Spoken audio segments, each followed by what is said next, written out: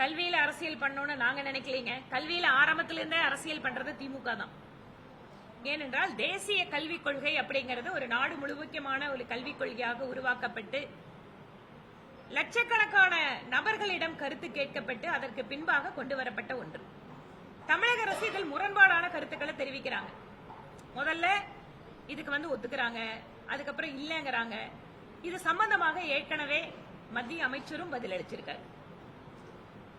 இது தொடர்பாக பாராளுமன்றத்துக்குள்ளேயும் அவர்கள் கேள்வி கேட்டதற்கு பதிலளிச்சிருக்கும். அதனால் எமர்ஜென்சி என்பது மத்திய அரசின் மீது குறை கூறுவது அல்ல.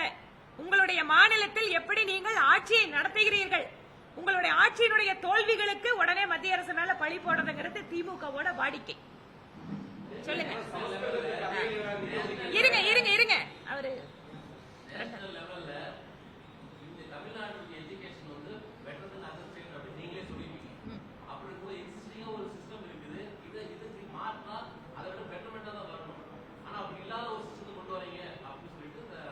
இல்லாத சிஸ்டத்தை நாங்க எங்கேயுமே கொண்டு வரலீங்க.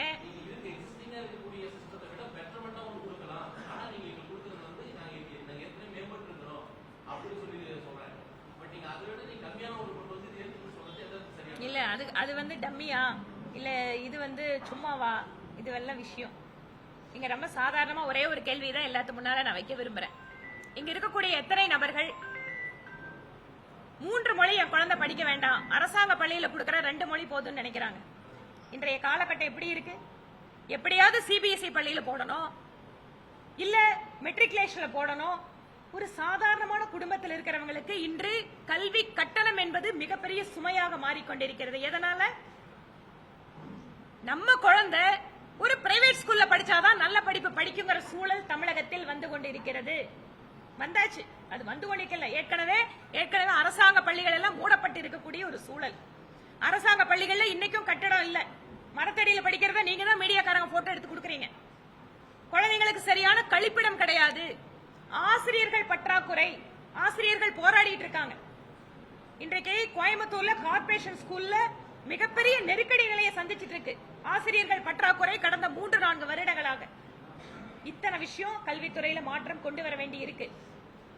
ஆனால் அரசாங்க பள்ளிக்கூடத்தில் படிக்கிற ஏழை குழந்தைங்க 2 மொழி தான் கத்துக்கணும். ஆனா பிரைவேட்ல படிக்கிற குழந்தைங்க மட்டும் 3 மொழி கத்துக்கலாம் அப்படிங்கிறது அநீதியாக நாங்கள் பார்க்கிறோம். பணம் இருப்பவர்களும் இல்லாத குழந்தைகளும் எல்லாருக்கும் ஒரே மாதிரியான கல்வியை கற்றுக்கொள்வதற்கு அரசு வாய்ப்பு ஏற்படுத்தப்பட வேண்டும். அதற்காக தான் நாங்க பேசுறோம். உங்களோட கல்வி முடிஞ்சதுங்க, அடுத்தது நீங்க சொல்லுங்க. கூட்டணி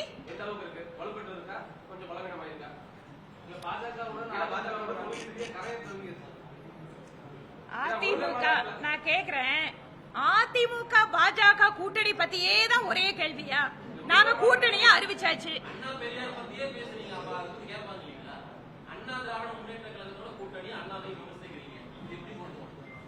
இங்க பாருங்க,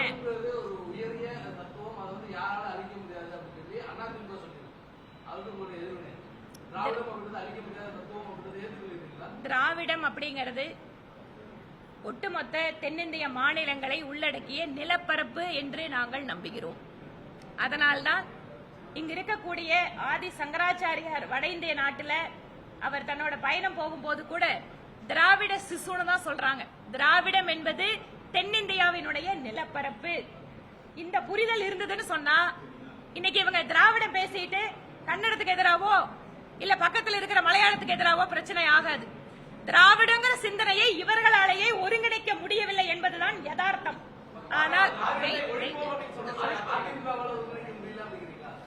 அதிமுகலையா இல்லைங்க, நான் பொதுவான சித்தாந்தத்தை நான் பேசுறேன். திராவிடம் என்பது எங்களை பொறுத்தவரை இல்ல, திராவிடம் என்பது நிலப்பரப்பு. இங்க வாழக்கூடிய மக்கள், இந்த நிலப்பரப்பில் வாழக்கூடிய மக்கள் திராவிடர்கள். இத ஒரு தனிப்பட்ட தத்துவமாக மற்ற பகுதியில் இருக்கக்கூடிய இந்தியாவுக்கு இது சம்பந்தமில்லாத விஷயத்தை நாங்க ஒத்துக்கல. நான் திராவிடர் தாங்க. இது என்னங்க இது சந்தேகம்? நீங்களும் திராவிடர் தான், நானும் திராவிடர் தான். பாருங்க, எல்லாம் கொண்டிருக்கவங்க எல்லாரும் திராவிடர் தான். 5 பேர் 5 மொழி பேசுறோம். கன்னடம், மலையாளம், தெலுங்கு, தமிழ் எல்லாரும் சேர்ந்து திராவிடர்னு சொல்றோம்.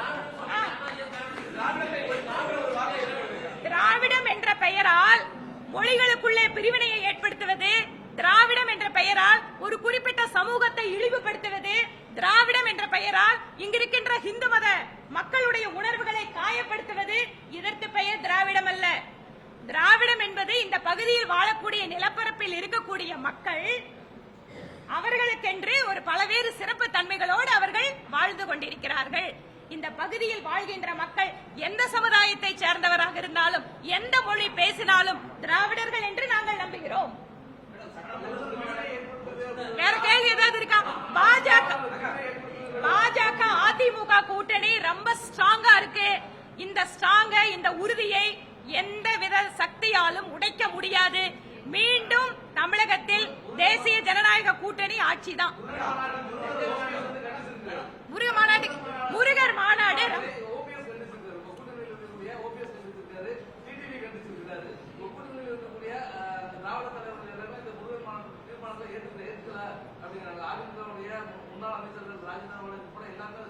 அடுத்த முறை அண்ணாவை பற்றி பேசியதற்கு அன்றைய முதலமைச்சர் அதாவது பொதுச்செயலாளர் எடப்பாடி பழனிசாமி என்ன முடிவெடுத்தார் அப்படின்றது அவங்களுக்கே தெரியும் சொல்றாங்க முதலமைச்சர். அதாவது நீங்க பாருங்க, ஒவ்வொரு கட்சிக்கும் ஒரு கொள்கை இருக்கிறது, ஒவ்வொரு சித்தாந்தம் இருக்கிறது. அவங்க அந்தந்த சித்தாந்தத்துல தெளிவா இருக்கும். நான் இப்ப கேட்டேன் உங்ககிட்ட, நெருக்கடி நிலை காலத்துல மிஸ்ஸாவில இன்றைய முதலமைச்சரை ஜெயில போட்டு அடிச்சு துன்பப்படுத்தியது யாருங்க? காங்கிரஸ் கட்சி. இன்னைக்கு நெருக்கடி நிலை காலகட்டத்தில் அவங்க ரெண்டு பேரும் ஒன்னா உட்கார்ந்து மேடையில் எமர்ஜென்சி பத்தி பேசுவாங்களா? இதே விடுதலை சிறுத்தைகள் கட்சி எத்தனை முரண்பாடுகளை திமுக அரசு பத்தி மேல வச்சிருக்காங்க. கம்யூனிஸ்ட் கட்சி இதே கார்பரேஷன், நீங்க கோயம்புத்தூர்ல இருக்கீங்க, கோயம்புத்தூர் கார்பரேஷன்ல கம்யூனிஸ்ட் கட்சி ஆர்ப்பாட்டம் நடத்தலையா? அவங்களுக்குள்ள பிரச்சனையே இல்லையா? அதை பத்தி மட்டும் யாருமே பேச மாட்டேங்கிறீங்க. இங்க மட்டும் திமுக அதிமுக பாஜக உடனே விரிசல். ஒரு விரிசல நடக்காது. யாரு கற்பனை பண்ணி ஆசைப்பட்டாலும் ஒண்ணு நடக்காது. திமுக கவர்மெண்ட் வீட்டுக்கு போறது உறுதிங்க, அவ்வளவுதான் விஷயம். நீங்க இருங்க தம்பி, குரல் ரொம்ப உயருது, போதும். கேள்வி கேள்வியா விவாதப்பட மாதிரி வச்சிருக்கீங்க. அண்ணா குறித்த ஒரு அவதூறான ஒரு வீடியோவை வெளியிடும் போது அதிமுக எங்களுக்கு கட்டுப்பட்டவங்க தான் அப்படின்னு நாங்க சொல்றோமா? இங்க பாருங்க, பாரதிய ஜனதா கட்சியின் சார்பில் நாங்க எதுவும் அதாவது நாங்க அதுல பங்கேற்றிருக்கோம். எல்லா அரசியல் கட்சி தலைவர்களுக்கும் இந்து முன்னணி அழைப்பு கொடுத்திருக்காங்க. நாங்களும் அதுல கலந்திருக்கோம், மற்ற அரசியல் கட்சிகளும் அதுல கலந்திருக்காங்க. அதுல அவங்களோட கருத்துக்களை சொல்றதுன்னா அவர்களுக்கு அந்த உரிமை உண்டு, நாங்க அதை மதிக்கிறோம். அதிமுக கருத்து சொல்றாங்கன்னா நாங்க அதை மதிக்கிறோம். ஆனால் அதே சமயம் இந்து முன்னணியுடைய கொள்கையை சொல்வதற்கு அவர்களுக்கும் உரிமை இருக்கு. இதை நம்ம புரிஞ்சுக்கணும். இந்த உறவுலையோ இந்த பிரச்சனையில எதுலயுமே எங்கேயுமே முரண்பாடு கிடையாதுங்க. செய்திகளை உடனுக்குடன் தெரிந்து கொள்ள உடனே சப்ஸ்கிரைப் பண்ணுங்க.